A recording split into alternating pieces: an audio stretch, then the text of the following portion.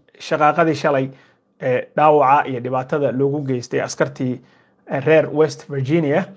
oo ka dhacday magaalada Washington DC ayaan waxaan rabnaa insha allahu tacaala warqad ka soo baxday maamulka madaxweyne Trump iyo sidaas la mid ah warqad ka soo baxday ninka xukuma hay'adda USCIS oo iyadoo ah hay'adda qaabilsan in ay process garayso application kasto oo soo mara dalka Mareykanka kaas oo ku saabsan arrimaha soo galootiga. Marka waxaa ka soo baxday warqad yar oo uu soo qoray Edlow ninka la yiraahdo, ninkaas oo isagoo ah ninka directorka ah ama xukuma directorka xukuma hay'adda USCIS. Hay'adan ayaa waxa ay sheegtay amar uga yimi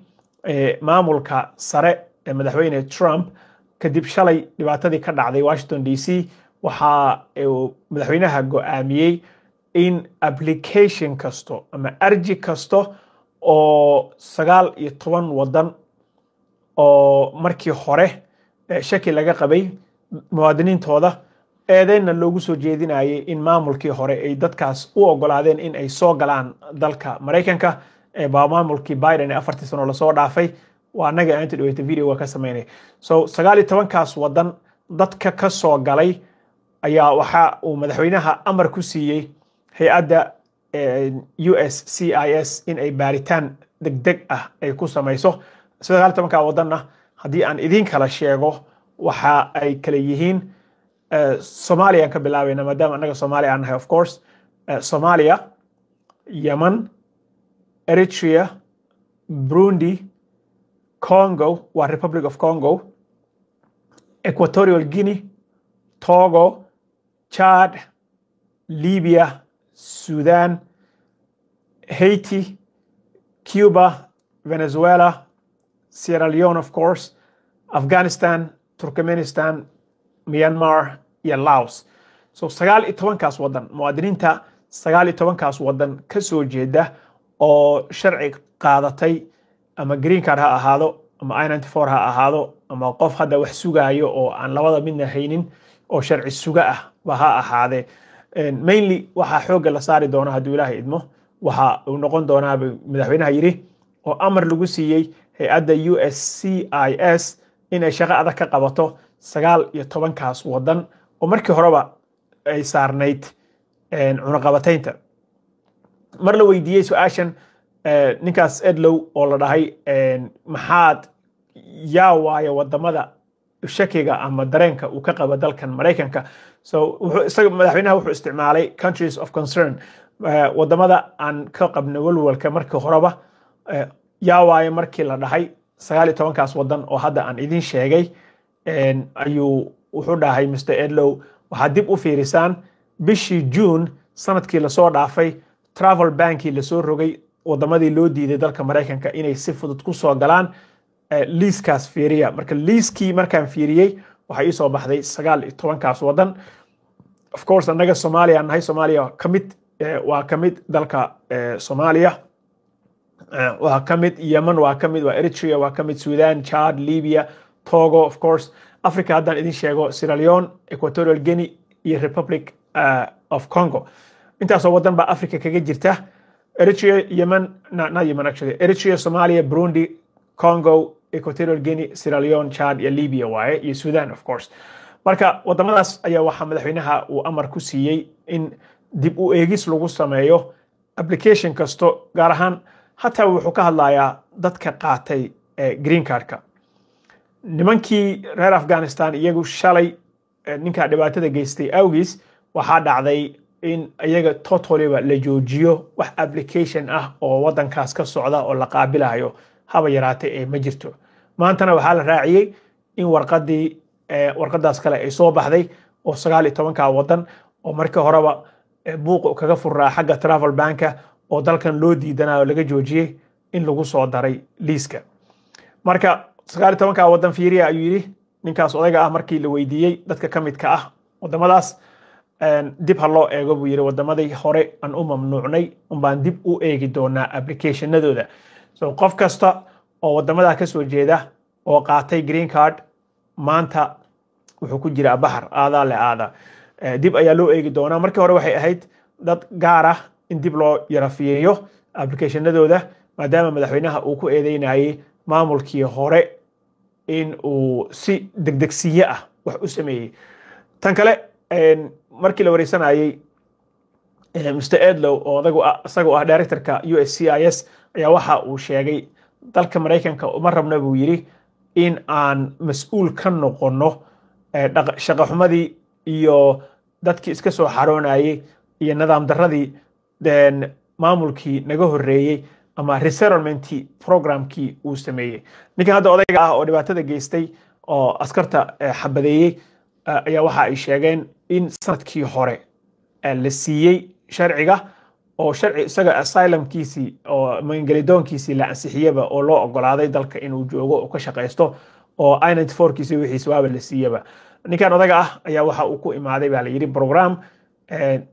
madaxweynihii hore ee Biden uu u bixiyay maadaama markii ay ka soo baxayeen Afghanistan uu u bixiyay welcome our friends oo kale program ah saaxiibadeen waa soo dhaweynaynaa dadka allies kana la ah oo taageerada noo haya oo aan la shaqeynayna waan soo dhaweynaynaa buu yiri so 19kaas wadan ayaa hadeer sida jirta la xaqiijiyay in 19ka wadan ay yihiin dadka sida goonida ah loo baari doono oo loo jeegarayn doono ninka odaga waa la hayaa laakiin waxa uu sababay in markii horeba ula booclay iyadoo la isugu kutubayay oo policy-gii hore ay jirtay oo daraad aan ka hadlaynay ku saabsanay dadka green card-ka qaatay in qaybo ka mid ah dib u eegis lagu samayn doono bay hadda waxay yiraahdeen all of them kulligood qof kasta oo qaatay sharci oo 19ka wadan ka soo jeeda waxaa lagu samaynayaa baa la yiri baaritaan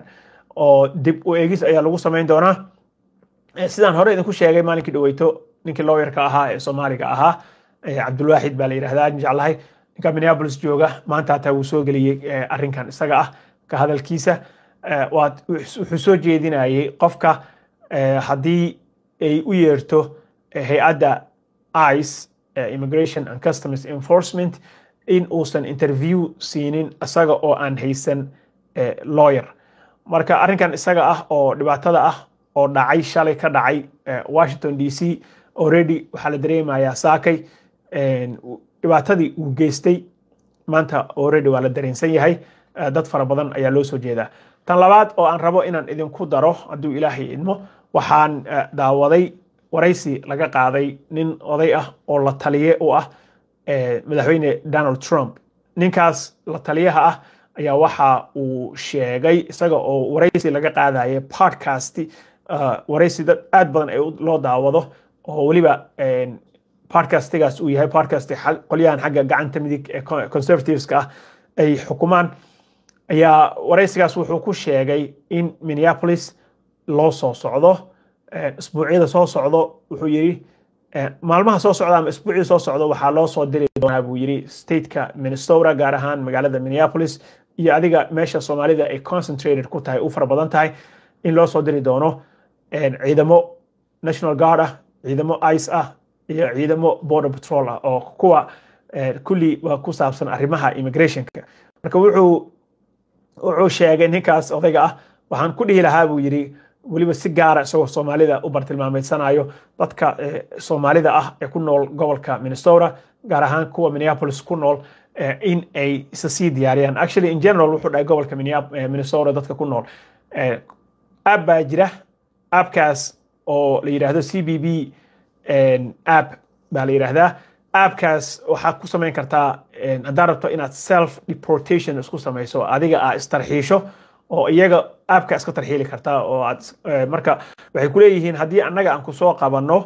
oo aan tan maxkamad ku marino ku process garayno aan ku tarxiilno you will never have another chance dalkan Mareykanka aad dib ugu soo laabato chance kale ma helaysid mana lagu ogolaanayo dalkan aad ku soo laabato laakiin sida dadka ay ugu encourage garayaan ama ugu dhiirigeliyaan arrinkan ayaa waxa ay sheegayeen in qofka hadduu CBP1 appkaas intuu ka codsado self deportation isaga uu isku sameeyo oo isaga uu istarxiilo chance buu leeyahay uu dalkan dib ugu soo laabto marka ninka odayga ah wuxuu ku leeyahay isdiyaariya aabkiina soo dejista waa idin soo soconnaa adiga meel buu ka soo dhaaranayay kayskana weli wuxuu sheegay in uusan rabin in uu ka hor dhaco oo uu ku sameeyo ka hor dhicid inuu ku sameeyo ma rabo buu yidhi waxaan rabaa in haddii uu ilaahay idmo waan soo soconnaaye qofkii raba ha isa sii diyaariyo self deportation isku sameeyo isaga iskii ha isu tarxiila camal kolley cid ka helaysaa iska yarsaan u malaynayo qofki dadka laakiin way u soo socdaan sida Minneapolis uu sheegay tan kale oo iyadana jirta oo isla same podcast almost niman waxaa jira dad hadda soo baxay oo Soomaalida aad iyo aad ugu kacsan